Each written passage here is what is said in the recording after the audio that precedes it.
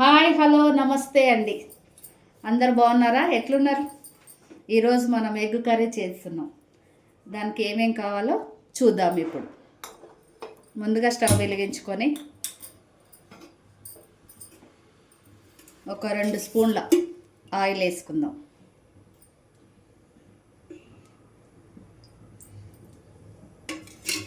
తర్వాత నూనె వేడెక్కాక జీలకర్ర ఆవాలు వేసుకుందాం. జీలకర్ర ఆవాలు చిటపట అంటున్నాయి కదండి. ఇప్పుడు కట్ చేసి పెట్టుకున్న ఆనియన్స్ వేసుకుందాం.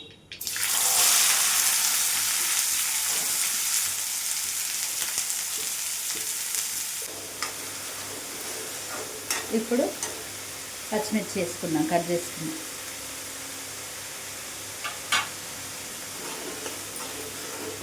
ఒక 3-4 పచ్చిమిర్చి అయితే సరిపోతుంది. కొంచెం సాల్ట్ వేసుకుందాం మాడిపోకుండా ఉండడానికి. ఒక 2 నిమిషాలు మూత పెట్టి మగ్గనిద్దాం.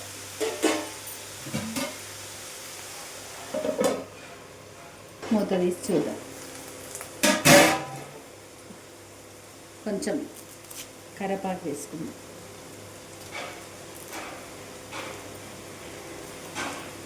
కొద్దిగా పసుపు, అల్లం ఎల్లిగడ్డ పేస్ట్ వేసుకొని కలుపుకుందాం.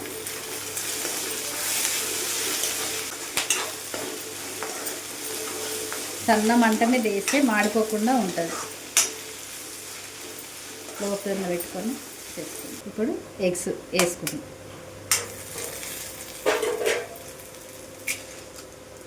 దాన్ని సపరేట్గా వేసుకోవాలి.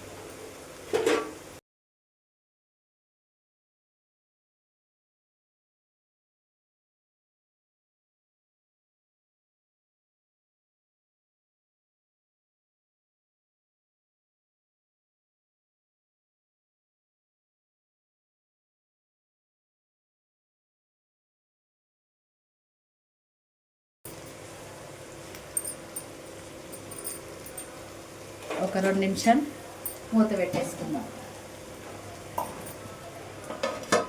మూత తీసి చూద్దాం.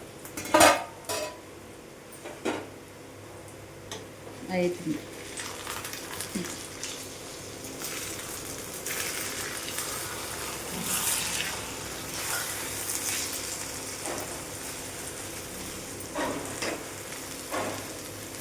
కొద్దిసేపు ఇట్లా నుంచి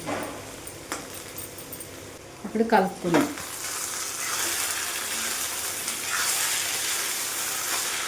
ఇంకా మంచిగా కలిసేటట్టుగా కలుపుకుందాం. కొంచెం కారం,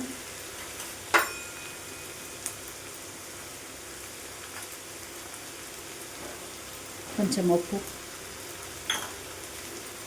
కొంచెం కొబ్బరి, కొంచెం ధనియాల పొడి,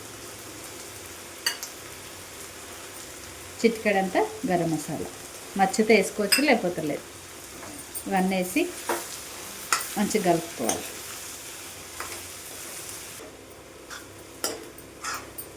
అంతా మంచిగా కలిపేసుకోవాలి.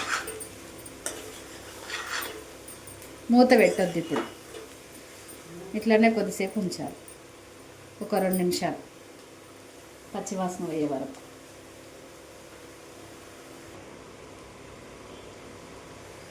కొత్తిమీర వేసుకొని స్టవ్ బంద్ చేద్దామండి.